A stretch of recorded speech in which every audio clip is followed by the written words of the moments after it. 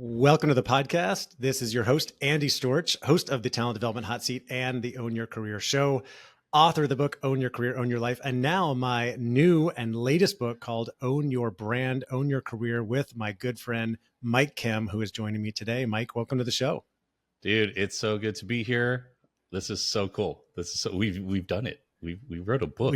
This is crazy. We've done it. We wrote a book. So if you don't know Mike, if you're, you've been listening to my podcast for a while, Mike is a longtime consultant, coach, mentor to people in the personal brand space, especially entrepreneurs looking to build a personal brand business. He wrote a best-selling book called You Are the Brand, which came out, I think a year or two after my book, which came out in November 2020. And of course, someone that I've followed and learned from for many years. We've been friends for a few years now. And Mike came to me about 2 years ago, September 2023, I remember, and said, hey, I've been doing all this stuff in the entrepreneur space. You do a lot of work in the corporate space. Why don't we combine forces and write a book about personal brand that people can use, especially who are not trying to necessarily be entrepreneurs, although it would be useful for them, but how to move up and leverage a personal brand to be more successful in the working world as well.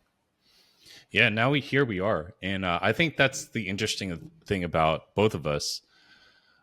A lot of people might think that we started at like this personal brand space, but you and I both had careers before this. Like there was a ground zero, right? And so wherever you may be listening, wherever you are on the journey, whether you're still at your gig and that's all you want to do, but you want to advance in your career, we've lived that to a certain extent, both of us. And, or if you want to pivot out and do your own thing or do them both in tandem, we've both done that. So that's what's fun about all of this kind of coming together. I would also say, man, the thing I've noticed about people who are really making waves and making an impact and really in the flow, that who are at the top of their game, they tend to collaborate. They don't compete. Like the people at the top are always collaborating. They're not competing with each other. It's the people who are just trying to get a leg up, and they're the ones who are like tearing each other down or super competitive. But I don't know if you've seen that in like your lanes, but that's certainly what I've seen in mine. And, absolutely. Yeah. Yeah. And then it was so fun to write this together. It's the first time I think both of us have done a co-write like this deeply. Yep. And the people that you have in your market, like it was so easy to collaborate with them and have them support us and support the book. So there's a lesson in that, the collaboration piece. Let's talk about collaboration a little bit. You and I haven't really talked that much about this directly. I would imagine most people who are listening, whether it be through your podcast or my own, have worked on projects with other people in the past and maybe working on projects with people now. And the interesting thing is I think about it in two different buckets. There are the projects where you're in a full work capacity and it's very clear what the roles are and who is the boss, who's in charge, who's sort of like needs to make sure that things are done by a certain time. And then there are those like side projects, those group projects, those things that you might be doing as an extra project or maybe voluntarily, maybe it's a church project, whatever it is. And there aren't as much of those clear expectations, clear roles, clear boundaries. And you have to kind of find a way to communicate effectively and know, okay, who's doing what? When are we getting this done? How do we make sure that we're getting these things done the right way? How do we agree on the process to create something that's going to be valuable and help us be successful? And I think we did that fairly well, but I will admit, I think there was some confusion along the way, like, okay, who's doing what? How long is this going to take? Because we both also have our own businesses and lives that we're running and no one is a boss here, right? So that makes it a little bit harder to collaborate on a successful project like this. Yeah, I kind of look at it like there are projects that work and then there are projects that make you work. You know what I mean? There's sometimes like there are good ideas, like ideas that are good and then like that work just real easy and there's flow. And then there's ideas that like make you do a lot of work. This was a project for me that just worked.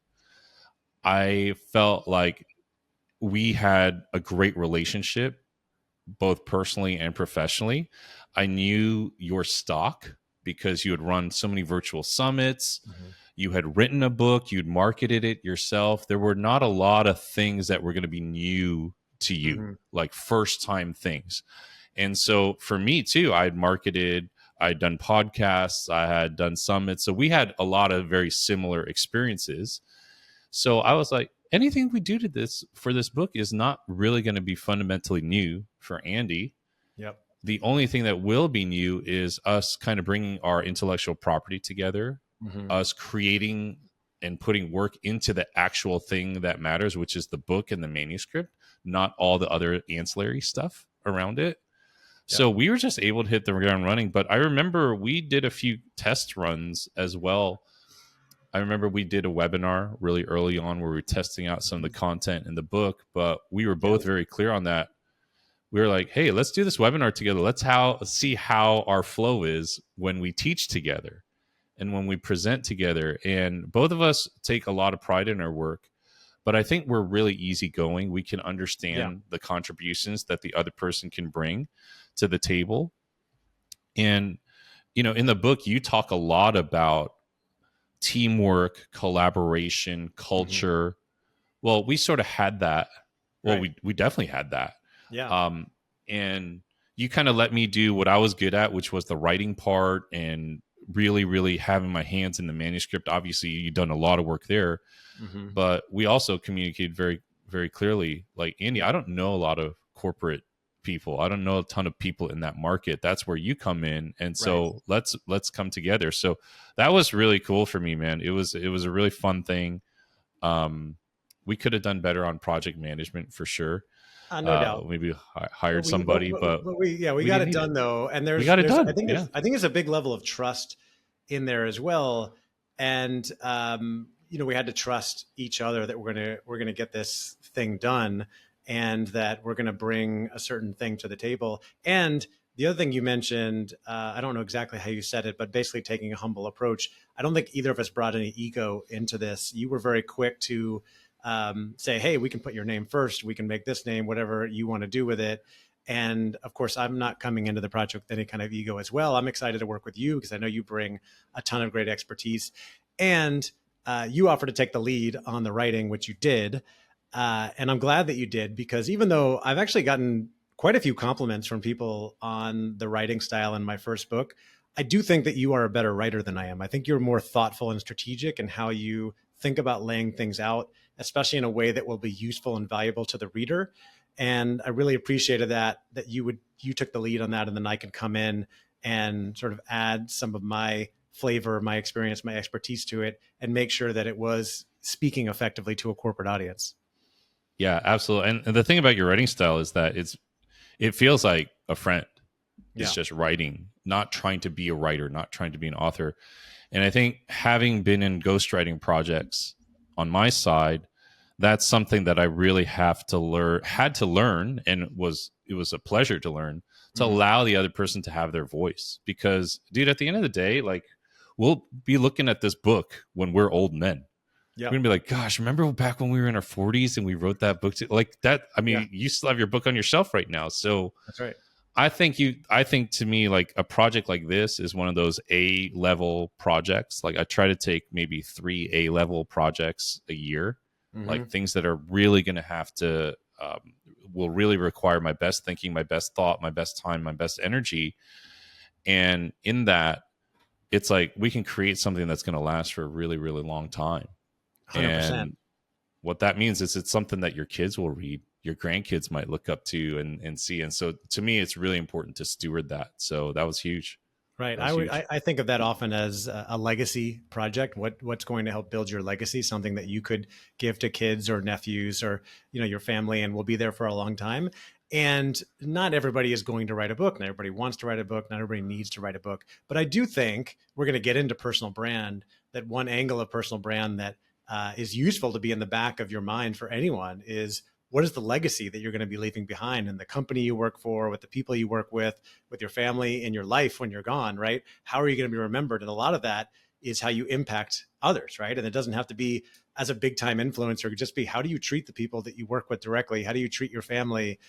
That's going to be the legacy that you leave behind. Yeah, absolutely. And I think in that, the having that kind of long range perspective is so rare these days because everything is so right at our fingertips. Mm-hmm. Writing a book, doing a project like this is something that really you don't see the fruit of it for a long time. Like I always joke with people, but it's sort of true. Writing a book is one of the worst short-term things that you can do Right. for your business or for your projects, for yourself, but it is one of the best long-term things. And so you got to navigate that through the time that you're in, for sure. Definitely. For sure. Let's talk about personal brand. And I want to start with this relationship, what we're talking about, because you and I have known each other for a few years now. We both have big networks. We're both very lucky to know lots of great people doing different things. And I have people approach me from time to time, hey, saying, hey, can we collaborate on this? Do you want to do this with me? Do you want to speak in my community, etc.? And I'll selectively look and say, do I want to invest time with this person? I don't know that much about them. I'll say no to a lot of things. When you came to me and asked me, hey, do you want to write a book with me about this? Even though I was already in the middle of another book project, it was 100% yes, hell yes, because of your brand, because of what you have created over the years, because I know that you are someone that if I partner with you, this project's going to be successful. It's going to help me grow my brand and make an impact for others by hitching myself to your brand and what you are doing. I would imagine that there's a similar aspect of that for you wanting to work on this book with me. And I think that's a great segue into helping people think about their own personal brands and how do people think about them at work. Do you want to collaborate with, Joe in accounting on a project or not? Like, are they someone that you think would be helpful to you in your career or not? And that has a big impact on your success. And that's essentially your brand, your reputation in the workplace. Yeah, I mean, when I thought about this, this idea came to me. I, I mentioned a few minutes ago, I knew that you had done a lot of the things that were going to be required to do this book well and to launch this book and promote this book well. So, baseline, you had the skills and experience. I looked at us like peanut butter and jelly. It wasn't just like one guy was peanut butter and you put more peanut butter, it's the Right. same. Like you've got to complement each other. It's like Captain America and Iron Man. Like they work to, they complement each other. So when I look at this, it's like, what do I bring to the table? What does my partner or collaboration partner bring to the table? And is the sum of it, like, is the total greater than the sum of the parts? It's almost like 1+1 = 4 with us teaming up. I saw that. Like we neither of us had like a huge back catalog of books. It's not like one of us had 8 books and the other had 1, right? So we were still relatively recent authors, where both of our books came out a couple of years earlier. Mm-hmm. I saw the trends that were happening in quote unquote personal branding, like you said, were coming into your market right around this time. And I just knew that you worked really hard. You were super consistent, as evidenced by how consistently you put out your podcast and how consistently you show up on LinkedIn. That spoke to not just your skills, but to your commitment, right? In the long run, in consistency. Mm-hmm. So nobody likes a hot and cold partner in any shape or form in their life, right? Yeah. Like, so you were super consistent. But man, I also think that you have a great network. You had always cultivated a great network, and this is another thing that I haven't said to you, you're super resourceful. I think there are a lot of people who feel they can't get ahead if they don't have the resources. And that's not true. You have to be resourceful, not resourced. Can you make the most of what you have and what you're doing? And I always saw that you squeezed the juice out of everything that you possibly could. You ran these summits during COVID. I remember I was a guest on one of your summits. Yep. You've always done, and you still found a way to move the family overseas to Spain. And like, This is kind of incredible. I'm like, dude, there's nothing he can't handle. On top of that, you survived cancer. You beat cancer. So it's like, there's a lot of this in your brand that I've never really like broken down like this. Yeah. But when I see all of that, and we spent time together because we were in a mastermind together, we were seeing each other like before you moved a lot. I was like, I just like being around him. Like, this is going to be, I think this is going to work. But we still took baby steps, right? We still took baby steps. Yeah. So, yeah. And I appreciate it. Even as we were taking baby steps, you had a lot of foresight and very strategic about how you think about things. We recorded a couple of videos 2 years ago when we first decided to do this project. We've both been through very challenging situations over the years that we've been open about, which I think has been part of the brands that we built. Maybe we can talk about that a little bit more later.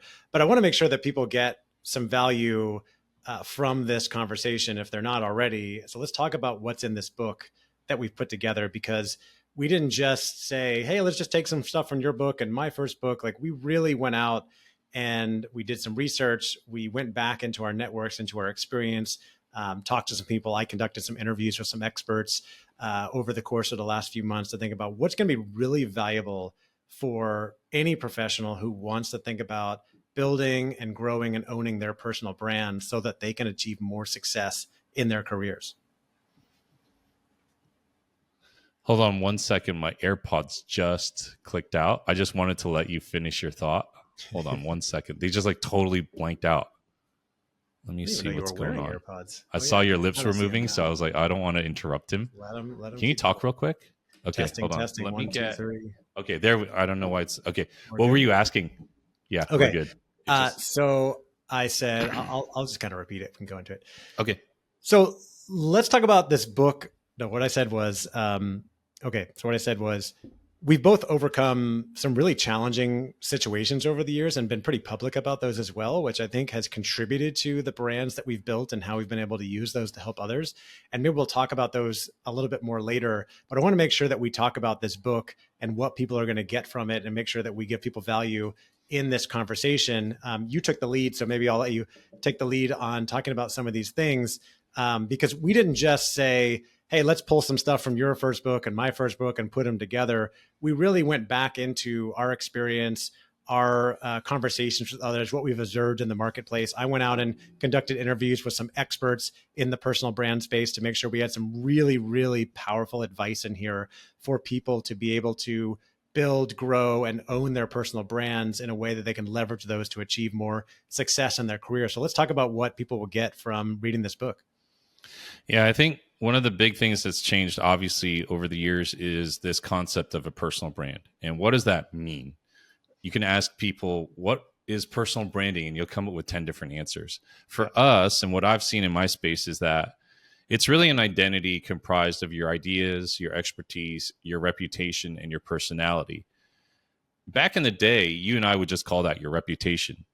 But because of social media and because of the way that people can find out who you are online so easily, a lot of these other factors have come into play. Your image, your look, the way that you communicate in this digital medium, even just the way that you are on video, right? These are not issues that you and I had to deal with when we were applying for jobs out of college. Like, they were absolutely not. You just had to show up, dress nice, nail the interview, have a good resume, and that's it. We had no LinkedIn. We had no social channels where people could find out what we really were like, right? Yeah. So now I think that the magnifying glass is a lot more prevalent and powerful. But that also means you can shape it. You can shape the narrative. We open the book a lot with, hey, these concepts of like, hey, you already have a personal brand. You might as well be intentional about it. Or you need to take control of the narrative or else somebody else will.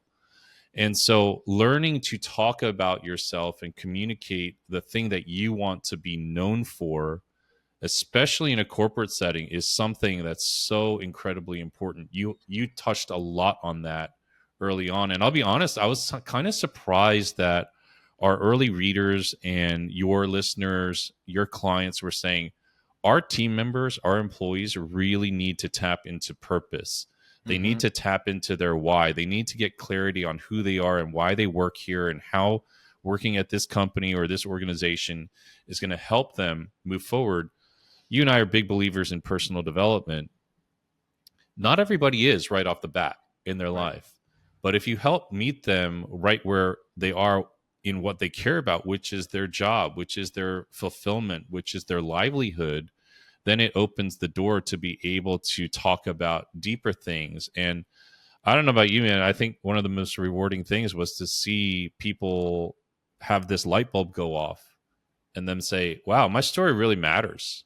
Like, I can see a lot of value in the experiences that I've had, and I can leverage these for the future. So we talk a lot about how to tell stories about yourself, how to position yourself, but doing it in a way that's authentic and aligned with who you really are. You talk about values. I'd love for you to talk a little bit about that, because there's some very, very clear stories in the book where there were misaligned values with companies that you were at. Yeah, Leaders who absolutely. kind of shut down, like your efforts to podcast and all that stuff, right? All those things came full circle. Is really Right. interesting. And, one of the things I was going to bring up and even ask you about is that some people might be listening and think, okay, I've heard about this topic of personal brand. It's certainly coming up more. It's trending.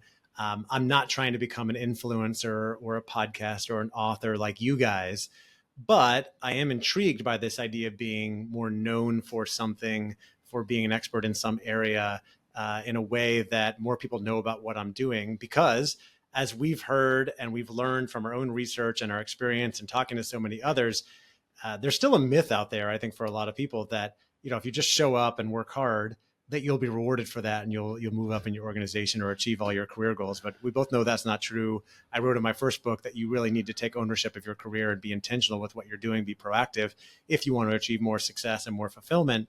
And I think as the world becomes busier and busier, technology is doing more and more. We need to find a way to stand out and be known for the things that we're good at. And there is an art and there's a balance to that, because a lot of people will also push back and say, well, I don't want to be known as someone that's bragging all the time, right? When I was growing up, I was taught that humility is a virtue, right? And that's great. Nobody likes someone who is bragging all the time about how great they are, who's acting arrogantly. But we do need to make sure that we are known for something, that people know us for the work we're doing. And we want that ideally to be driven by a purpose as well, to know why we're showing up in a certain way, to know why we care about achieving certain goals, to know why we want to achieve certain things in our careers or be known for a certain thing. And then can we connect that to the values, to the mission, to the purpose of the organization we work for, which may not always happen, but the more we can do that, the more successful we're going to be, I think, in that organization, and the more happier and more fulfilled we're going to be in our own work as we're inside that organization. Yeah, absolutely. I mean, it's hard to find people who are really fulfilled and happy in life who hate their job. Mm-hmm. Work takes up so much of our lives. There's a million other things that we'd probably be doing if we weren't working, right? And that's a not necessarily a good thing, right? I think there's something to be said about, like, we're made to work. We're made to create our own path forward in this world. And if we can help people just improve, even slightly improve what they're doing 8 to 10 hours a day, Mm-hmm. 5 days a week, sometimes even more, we can dramatically elevate the happiness, the fulfillment, we could just make the world a better place. And I know that sounds like Yeah. very pie in the sky, but we just are trying to set the table in this book. It's up to you to pick up what you want and Yeah. how you want to move forward. I also will say this. I love one of the things that you share in the book, Andy, is like, you don't need to have this crazy grand, I'm going to change the world purpose to be a Mm-hmm. fulfilled and happy person. I loved how you were very real about, I want to provide for my family. I want to give Yep. them a good living. I want to take pride in work that I do. I want to make good connections, but this is what's important to me. But you never know, in 10 years after the kids are grown, you Mm-hmm. might want something different or more. And I think that's where a lot of career books fail. I think that's where a lot of that stuff falls short, is that it tells you this is the way for the rest of your life. Like, Mm-hmm. you've got to do this. But your personal brand, if you look at your career through the lens of your personal brand, you will evolve as a person. That's right. That means your personal brand will evolve, which means that you can go in a lot of different directions. And it's the one thing that you'll build that will stick with you forever. Um, there's a couple of chapters that I was really, really excited about that we worked on. One was about entrepreneurship, Mm-hmm. how to lead without a title inside your organization. Don't wait till you're on your own to make a change or a difference or to apply these principles. We saw a lot of examples there with just regular people, quote unquote, that we know. And then we pulled in some examples like Guy Kawasaki and some other people where their companies were supporting their personal brand, and it was like hand in hand.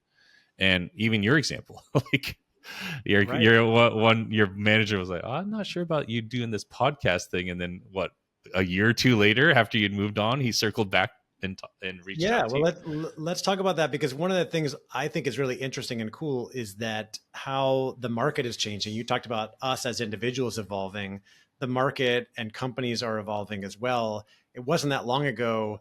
5+ years ago that I was creating content on LinkedIn and people would say things like, I see your stuff, but I wouldn't dare like it or comment because my boss will see that I'm on LinkedIn and think I'm looking for a new job.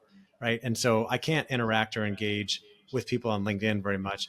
I'm seeing that, and companies saying, we don't want you posting anything on there, to a lot of companies now supporting their people and even asking me to come in and speak to the organization or run a workshop on personal brand to teach people how to define and build a personal brand inside the organization and outside, sharing more content on LinkedIn and other places.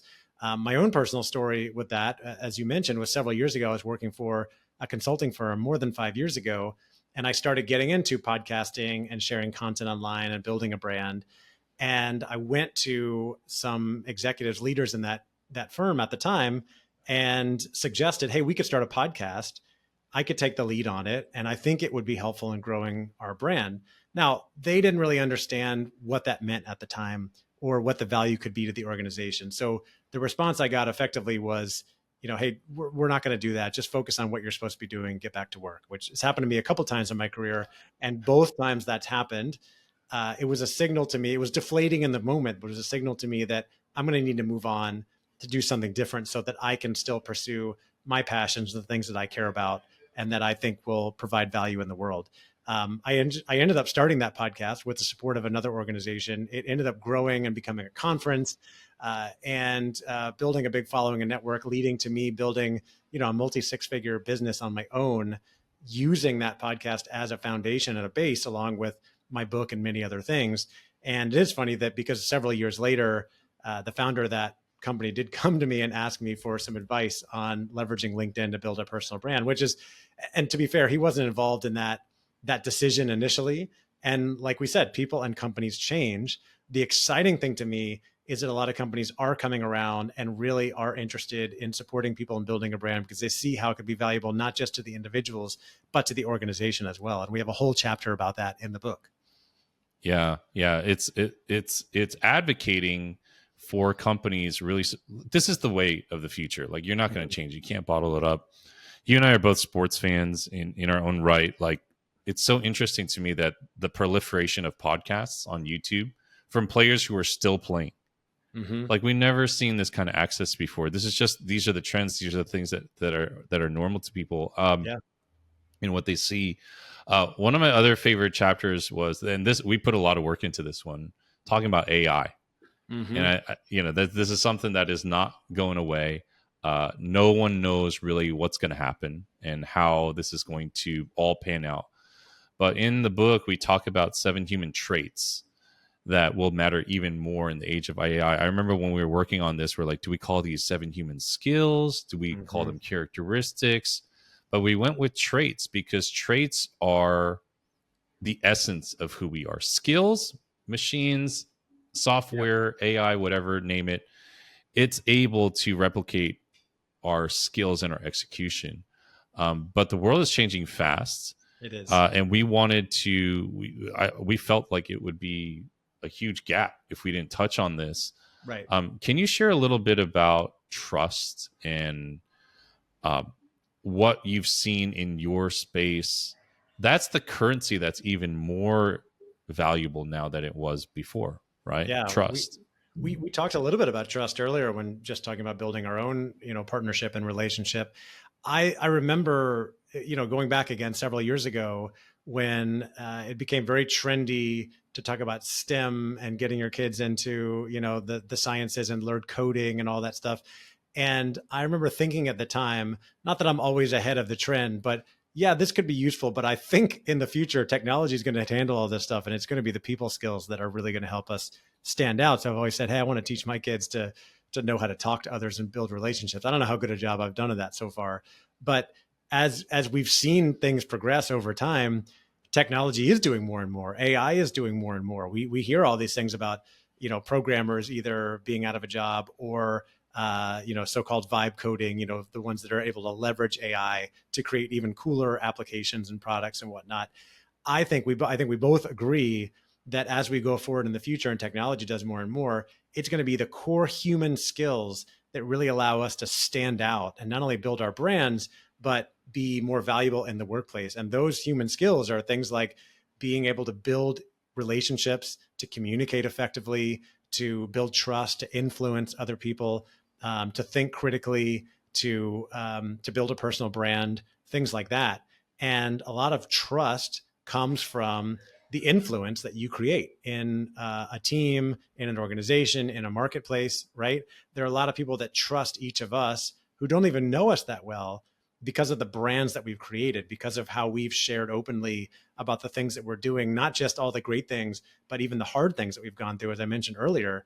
And that connects us with other people and allows us to build that level of trust. And the more people trust you, the more likely they are to want to work with you, invite you to projects, to roles on teams, in organizations, things like that. And so I don't think it can be overstated how important building trust and building influence and building relationships are going to be in the future. And we talk about that in the book because I think they're all really key parts to building a personal brand. Yeah, I want to run down real quick some of the things that we listed there in that chapter. I think that chapter alone is worth picking up the book, to be really honest, because it's so on the cutting edge, but also so rooted in actual wisdom and experience, not just from us, but from the people we talked to and interviewed. So obviously there's emotional intelligence. We all know people who are real smart, real intelligent, but low on emotional intelligence. I think that's going to become even more important. Number two, critical thinking and judgment. Do you make moves or do you just take orders? Right. I don't know about you. AI has made me make more decisions than ever. Yeah. I might ask it to help me draft something, an email or something. I've got to make a quick decision. Okay, is this right? It's like having an intern on steroids. That, and I'm finding I'm just making more decisions every day, but I'm learning to make them quicker. Number three is storytelling, saying something that sticks. Number four, we touched on collaboration and inclusion. This you mentioned, Andy, was super important because all these teams are remote. Like if you're in Spain right now, I'm in New Jersey. We're both Americans, but your culture there is very different.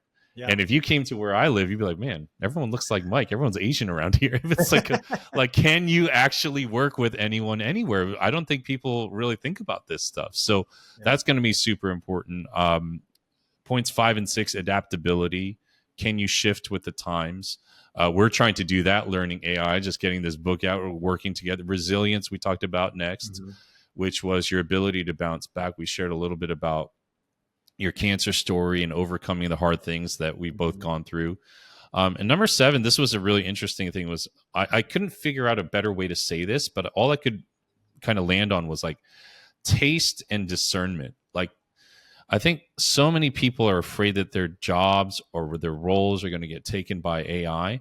But if you have 10 years in recruiting and HR, 20 years in marketing, 20 years in multimedia, 20 years in leading teams, or however long, that doesn't go away just because you have AI. Like, this is one of the things that you and I worked really well on in terms of how we collaborated. You're like, Mike, you've written a lot of books for other clients and for yourself. Why don't you take the lead? There's some things that AI can help me with in the writing part, but you're going to see things because of your experience. And then likewise, yeah, I can ask ChatGPT or Claude, hey, what does the corporate world need, or blah, blah, blah. That's not the same. You're in it every day and have been for years. So you have a certain taste and discernment. You're like, this is not really going to land, or this is not, we got to change the way that we're communicating this in the book. And that's when I defer to you, because you have that taste. You're like Rick Rubin, bro. It's like, you know, the famous music producer who's made everything from Adele to the Beastie Boys, like wide range of work, doesn't play an instrument. He just has that taste. He has it. Right. So it was fun to work on that. So, y'all are tuning in. I think that chapter alone is really worth investing in the book and checking out what we ended up saying there. Completely agree. And again, if you haven't heard it already, you haven't found it already, the book is called Own Your Brand, Own Your Career. We're so excited to have this out into the world. We have a lot of great lessons, a lot of great stories, a lot of quotes from experts. We also have some practical exercises and things that people can do in the moment to start building their brand and setting themselves up for future success right now. One of them we took from your first book because you have seen it help so many people, mostly entrepreneurs over the years, but can be helpful to people in the working world, the corporate space as well. You want to talk about the PB3 or the personal brand 3? Yeah, so I've been. This is like a signature framework that I've been honestly surprised that has taken off so well. Back, oh gosh, dude, maybe like 6, 7 years ago, I Mhm. found that as I was trying to help my clients get clarity and tap into their purpose, when I would ask them, "What's your dream life look like? What do you really want?" I kept getting these watered down answers like, oh, I want fulfillment and I want to be happy. I'm like, that doesn't mean anything to me. It's like if you ask Right. me, hey, if you had all the money in the world, what would you do? I was like, I honestly, I'd donate some to charity and move to Fiji. I don't know, that doesn't really feel like it's tapping into Right. like who I am. And a lot of times I think it's just human nature. When you offer something up to somebody, ask them yes or no, they are able to give you a much more clear answer. Like you ask them what they don't want, and they're often more clear about it. Like, have you ever sat with Courtney and be like, "Hey, hon, what do you want to eat for dinner tonight?" "Oh, I don't know, whatever." And you go, "All right, let's go try Indian." Like, "No, no, I don't want that today." Or let's have Right. Italian. "No, no, it's too heavy. I don't want that." It's like so much more clear, right? So these questions, there are three of them, and I call them the personal brand three. The first is what pisses you off. Number two is what breaks your heart, and number three, what's the big problem you're trying to solve, right? Like what's your solution to the world? Like what are you bringing to the table? And so um over the years, like I've been surprised that people have said those questions really get to the core of the matter, because I think what ticks you off, at least for me, man, when I was working my corporate job, I love my boss. I still have a great relationship with them. The last company I worked with, they're actually a client of mine on the marketing side all these years later. But I hated that morning commute. I hated feeling like I was confined to one industry. I wanted to kind of spread my wings. I hated that I had hours that weren't flexible with the lifestyle that I necessarily wanted. For me, it all sort of broke down this one year at Thanksgiving. I was hosting at my house, and my mom, her husband, my sister, her family came, and my boss emailed me. He's like, "Hey, I need you to come to work tomorrow on Black Friday." And I just felt like it was the biggest injustice. I was like, I love my boss, but I was like, I'm not happy about this. I think this is one of those deal breaker things. And that drove me in that time to really make a change in my life, to start working towards that change. But anger only fuels you for so long. You have to have something that's good that also drives you. So what broke my heart was seeing so many other people who were unhappy at work. Like I would talk to my coworkers about, "Hey, I'm doing some of this stuff on the side. Like you should too. I think it'd be really good for you," because our company was okay with it. And it broke my heart that I would see so many people feel like, "Oh, I can't do that. I'm just stuck here, or I'm just stuck in my roles. I'll never really, get above this certain level in my life." And that drove me for a while. And so the big problem I was trying to solve was just help people who wanted to take steps forward.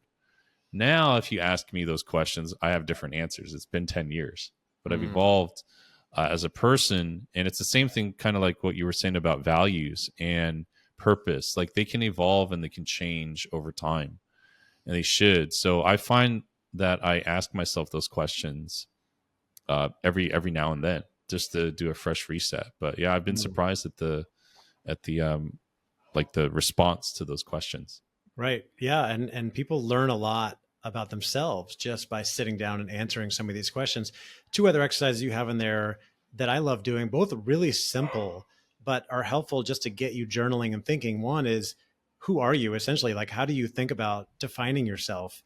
For instance, for me as a husband, a father, a son, a brother, a dog owner, a cyclist, an expat, a podcaster, a speaker, an author, etc. The list can keep going on, and you can go to your professional qualifications, your hobbies, your familiar relationships. It would be hard to find anybody who can't list at least 10 or 15 of these things, ways they identify themselves. You have taken that a step further in an activity that you brought in where you essentially look at what are the things that you've done in your career and how do those potentially translate to other things you could be doing in the future, especially as they relate to the things that you want to be doing more of and the brand that you want to build. Yeah, this was fun when we went through this together because I remember we did this on a webinar. We did this at your conference, Mm-hmm. and people were like, "Oh, we've never thought about it like this." And it was cool to just see the things that you wrote down that you did at work. I did the same thing. So I might say, like, I taught kids at an after school academy, and um, I recruited volunteers for the music team at my church, and I wrote curriculums for the academy. I hosted conferences at the church or whatnot. And you go down the list, and I think what tends to happen is all of us define ourselves through the role at the job we have and the description of that job or role, rather than looking at what we actually did every day.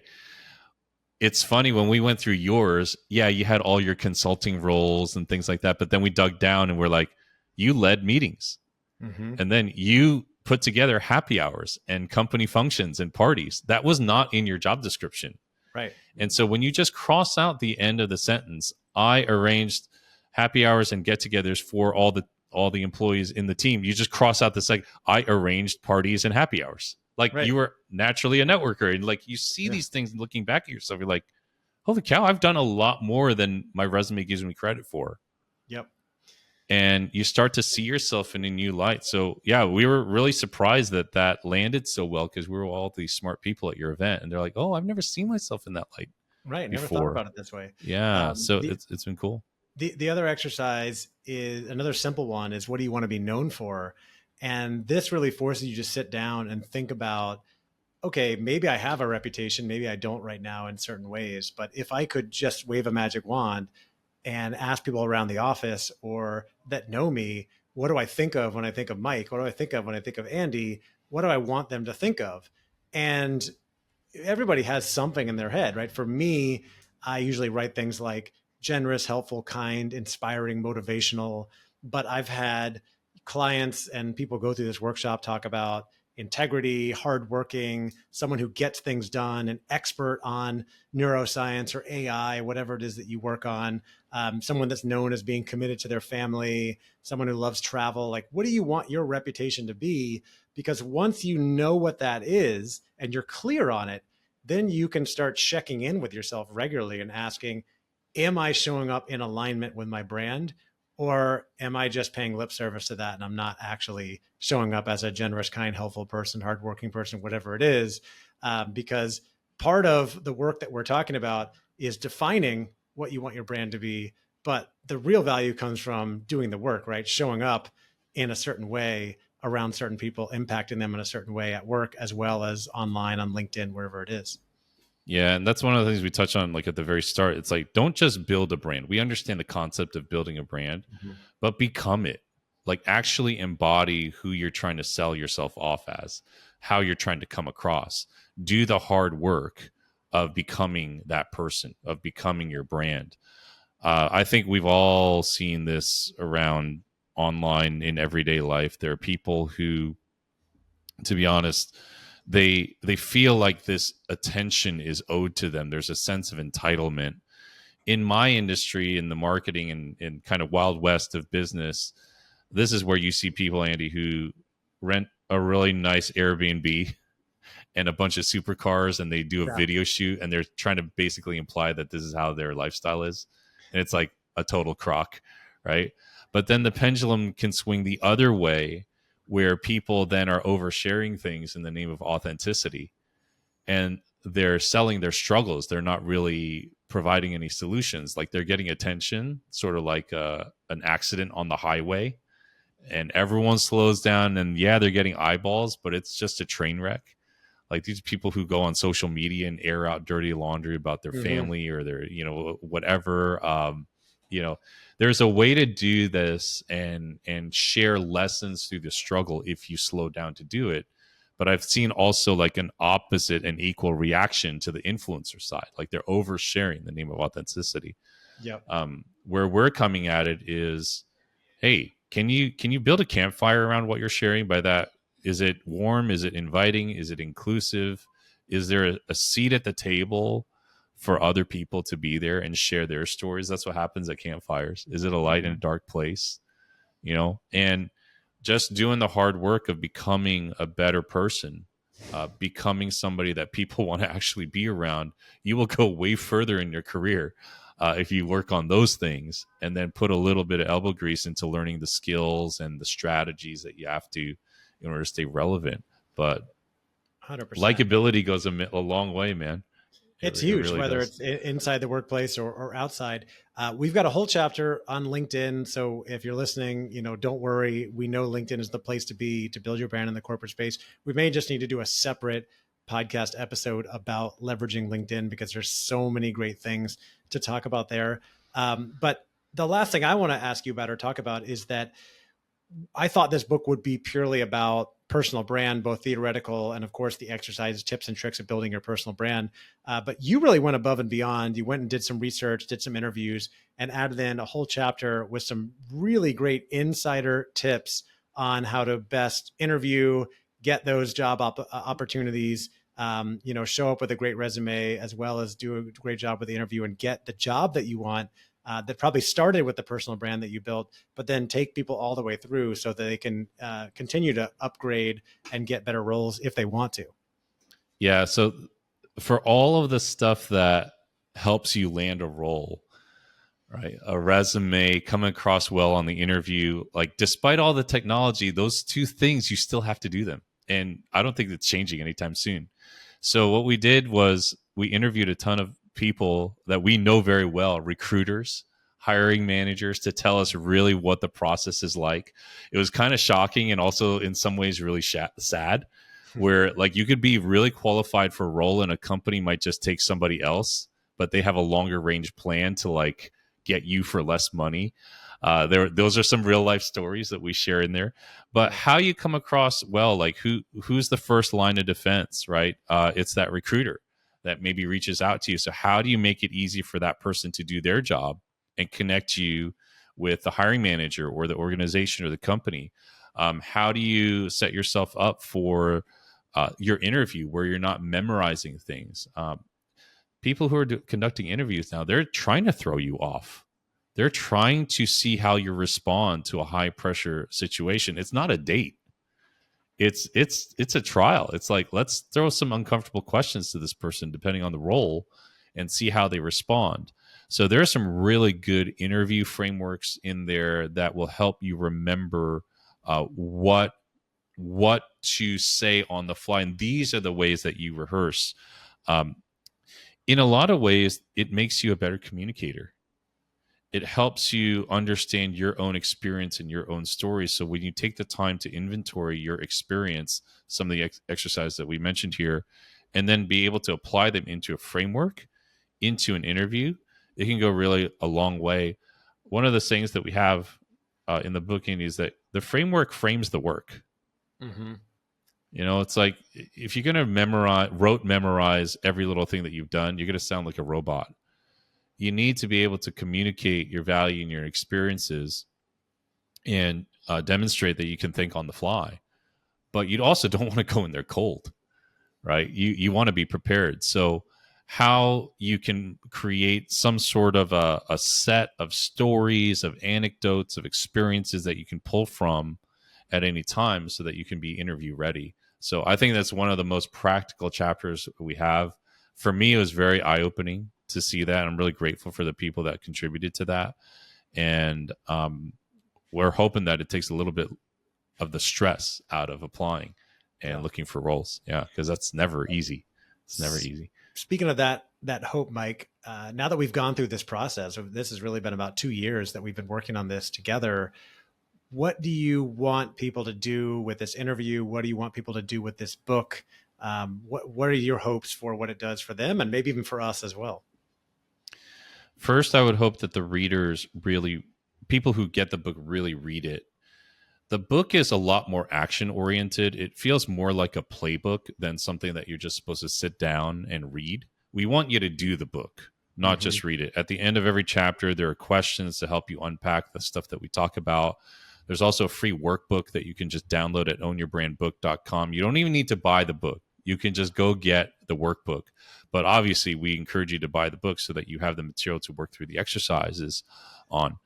But I think in all honesty, coming at this from the viewpoint of a marketer, it's really important for everybody who hears us to be able to take a step back and fundamentally, philosophically understand this concept of personal branding.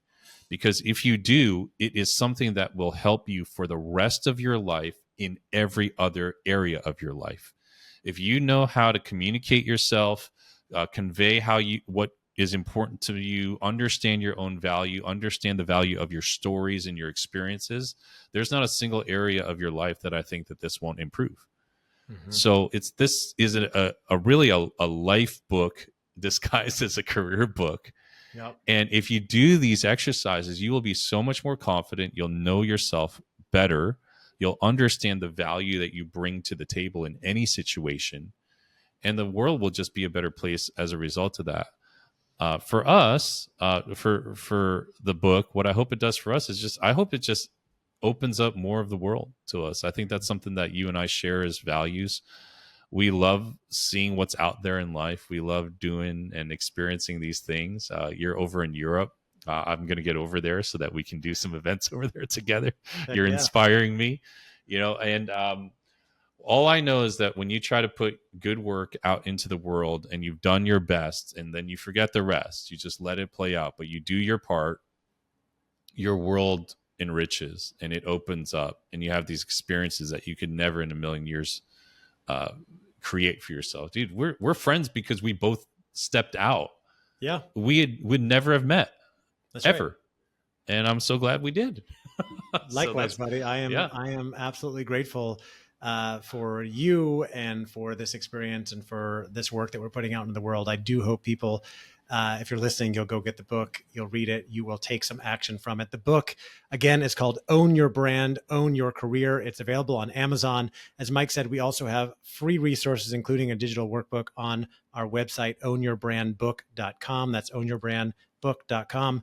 Mike, it has been a real pleasure working with you, doing this conversation, this interview with you today. And I look forward to talking more with you in the future. I'm looking forward to celebrate. I'll be over there, and you take me on one of your long bike rides or something. So let's see the country, let's see the scenery. So, dude, thank you. This was awesome, man. I just loved every bit of this process. It was work, but it was so rewarding. So, yeah, here we are. Congrats, Absolutely. bro. We did it. Congrats. Yeah.